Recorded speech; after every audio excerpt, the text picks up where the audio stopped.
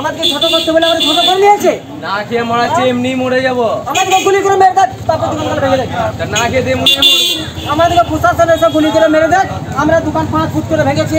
আমরা দরকার হলে আরো পেছিয়ে নেবো, আমার দোকান আরো 1 ফুট পেছিয়ে নেবো দোকান ওঠাবো।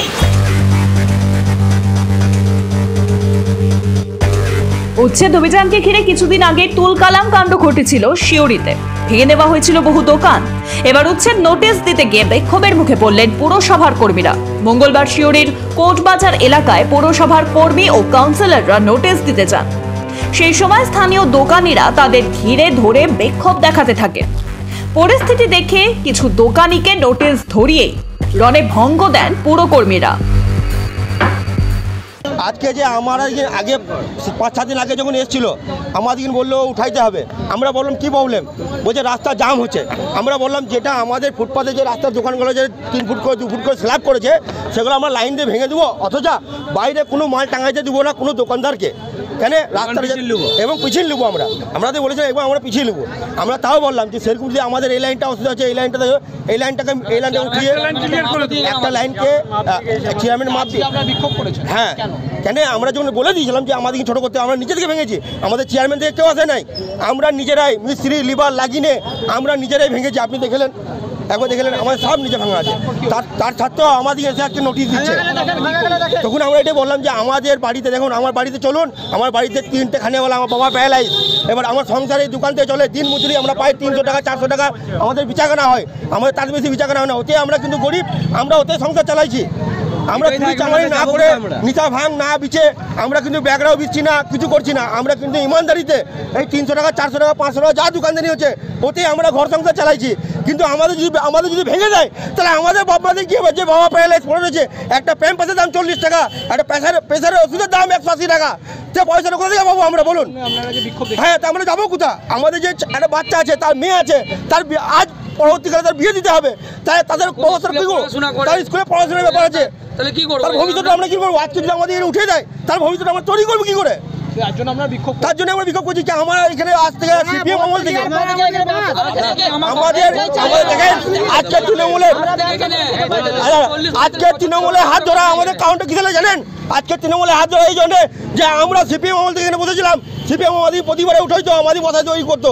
আমরা ওই জন্য তৃণমূলে হাত ধরছিলাম যে আমাদের তৃণমূল বাঁচাবে, কিন্তু আজকে সেই সিপিএমের জায়গাটা তৃণমূল নিজে তৈরি করছে।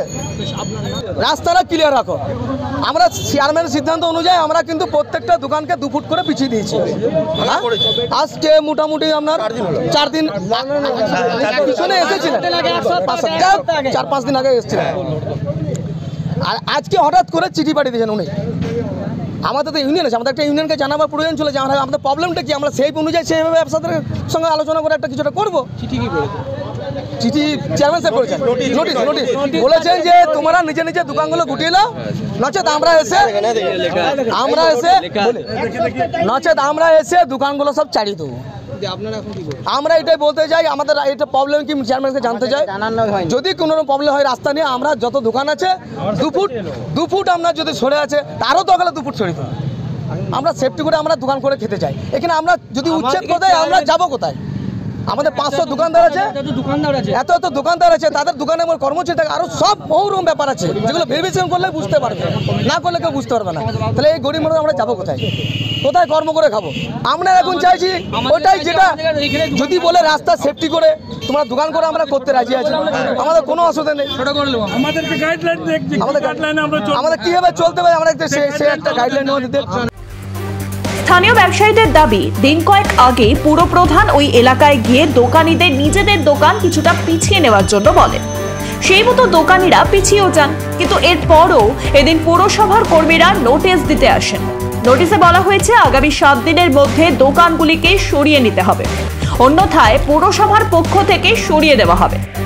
এরপরই স্থানীয় ব্যবসায়ীরা বিক্ষোভ দেখাতে শুরু করে। তারা কিছুটা পিছিয়ে যেতে রাজি হলেও দোকান হটাতে একেবারেই রাজি নন। এসে সবাইকে এক ধার থেকে সবাইকে নোটিশ দিচ্ছিল। আমরা সবাই গেলাম, এটা কিসের নোটিশ? দেখলাম নর্দমার আর তোমার ফুটপাথ দখল যারা করেছে তাদেরকে উঠতে বলছে। আমরা জিজ্ঞেস করলাম কিসের জন্য এটা উঠবো, কেন আমাদেরকে তো চেয়ারম্যান আমাদেরকে একটা মাপ দিয়ে গেল। আজকে 4-5 দিন আগে একটা মাপ দিয়ে গেছিলো, আমাদেরকে বলে গেল যে এই মাপে সব দোকানদার যেন থাকে। আমরা কিন্তু সব নিজের নিজের দোকানদার সবাই নিজে নিজে কিন্তু ভেঙে দিল দোকান।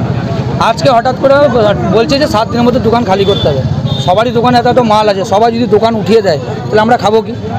একটা দোকানে মিনিমাম 5-6 জনের পেট চলে, তাহলে এত দোকানদার যদি দোকানগুলো উঠিয়ে দেয় তাহলে মিনিমাম কত লোকের পেট মরছে। সবারই বাড়িতে একটা ছোট ছেলে আছে, কেউ স্কুলে পড়াশোনা করে। আমরা চাইছি যে আমাদের এটা প্রতিবাদ হোক, যেন দোকান আমরা কেউ উঠাবো না। আমাদের যদি ছোটো করতে বলে তাহলে আমরা কিন্তু ছোটো করে পিছিয়ে নেবো। যদি আমাদেরকে বলে যে এটা তোমাদের অসুবিধা হচ্ছে, তোমরা এটা করো, আমরা করে দেবো, যা বলবো। হ্যাঁ, দোকান পাবো না। এবার আমাদের কাউরি যদি 5 ফুট আছে, 6 ফুট আছে, একটা ওনার নির্দিষ্ট মাপ দিয়ে দেখ যে একটা দোকান 4 ফুট থাকবে বা 5 ফুট থাকবে, ওরা বলুক, আমরা ব্যবস্থা আমরা করে দেবো। আজকে আমরা বিক্ষোভ দেখেছি। হ্যাঁ, সেই জন্য আমরা আজকে বিক্ষোভ দেখিয়েছি। পুরো বিষয়টি প্রশাসনের উপর ছেড়ে দিয়েছেন পুরো চেয়ারম্যান উজ্জ্বল চট্টোপাধ্যায়। পৌরসভার আপনাদের স্টাফ নয়, আমাদের যে কাউন্সিলর ছিল তাদেরকেও গালিগালাজ করেছে। এই বিষয়ে আমি আমাদের যে প্রশাসনের সর্বোচ্চ কর্তা আমাদের ডিএম সাহেব আছে, আমার সঙ্গে অ্যাপয়েন্টমেন্ট হচ্ছে, বিকালে যাচ্ছি, আমি জানাচ্ছি। যারা করেছে আমাকে তথ্য এসছে আমার মোবাইলে, এসবি দেখি প্রশাসন স্টেপ নিচ্ছে, তারপরে বলব। এই উচ্ছেদের ব্যাপারে তাহলে পৌরসভা কড়া পদক্ষেপ? দেখুন, আমি তো প্রথম দিন উচ্ছেদ অভিযান নেমেছিলাম, তারপরে কিছু মানুষের চেয়েছিল যে একটা টাইম দেওয়া, সেই মতো আমি নোটিশ করেছিলাম, টাইমের 7 থেকে 10 দিন দিচ্ছিলাম। এইবার পৌরসভার কর্মী বা কোনো কাউন্সিলরকে যদি হ্যাকেল করতে দেয় প্রশাসনের, আগামী দিন সারা বুঝবে। একেই তো রাস্তা দখল করে বসে আছে, তারপরে গালিগালাজ, এটা তো মেনে নেবে না, আগামী দিনে বুঝবে। হকার উচ্ছেদ অভিযান ঘিরে এখন হিমশিম দশা পুরসভা। কি করবে বুঝে উঠতে পারছেন না তারা। শিউরির পরিস্থিতি নিয়ে আপনারা কি ভাবছেন লিখে জানান আমাদের কমেন্ট বক্সে। প্রতিবেদনটি পছন্দ হলে লাইক করুন, শেয়ার করুন, সাবস্ক্রাইব করতে ভুলবেন না। ব্যুরো রিপোর্ট, মাধ্যম।